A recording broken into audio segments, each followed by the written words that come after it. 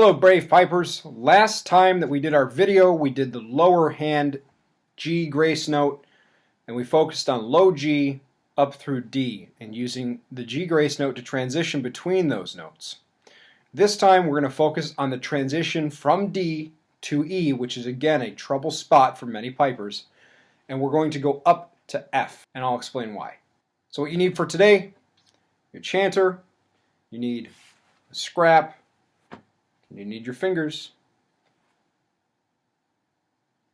Okay, so we're going to begin our tutorial today on D, which means that 3 of my fingers are up and my pinky is down.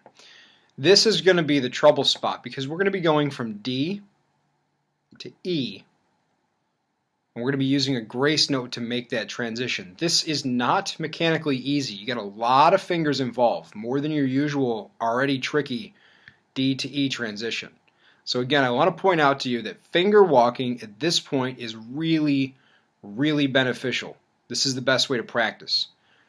Get your D to E good and ready. And when you can do that without any transition noises, you're definitely ready to give this a shot.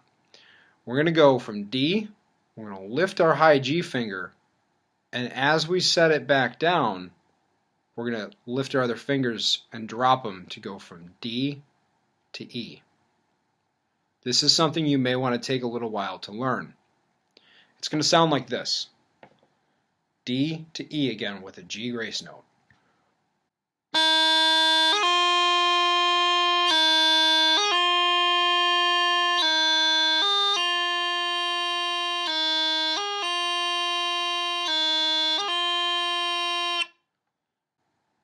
And one more time, playing from E to D, where I'm going to lift my G grace note finger first and then rock to D.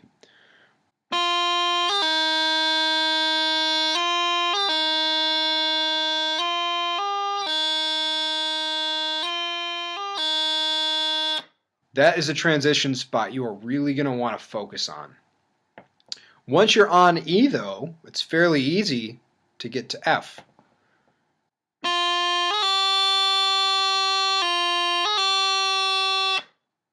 And that is actually where our grace note scale is going to end. And the reason for that is because I can't really make much of a grace note with my high G or my A, right? I kind of get locked in at my F. If I go any higher, well, there's not really any grace notes. So your upper hand scale, I'm going to start on D, even though it's not the upper hand, only has 2 notes.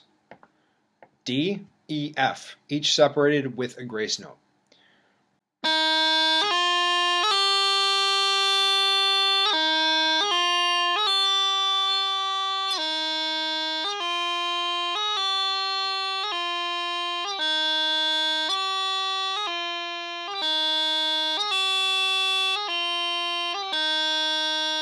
Take your time learning the grace notes. Again, as I said in the last video, these are foundational. You use them in every single tune that you are going to learn. If you don't take the time to really learn these grace notes, you're going to struggle for a very, very long time trying to play at speed. Slow down.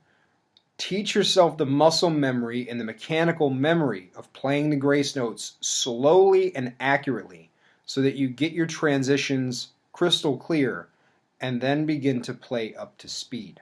It's okay to play slow. In fact, slow is the best way to play early on. If you don't play slow, you're never really going to play fast. And with that, we're going to move on to a new topic with our next couple set of videos. It's going to be the first of the flourishes that I introduce into the Bravepipes Basic Chanter series. And it's also maybe the most important flourish. It's a lot of fun, and it's also going to allow us to learn how to play the intro jingle. See you next time.